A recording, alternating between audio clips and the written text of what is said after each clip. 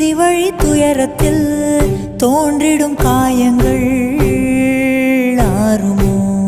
அன்பையும் பண்பையும் அறிந்திடும் ஒரு மனம் வெறுப்பிலும் சினத்திலும் வாழுமோ?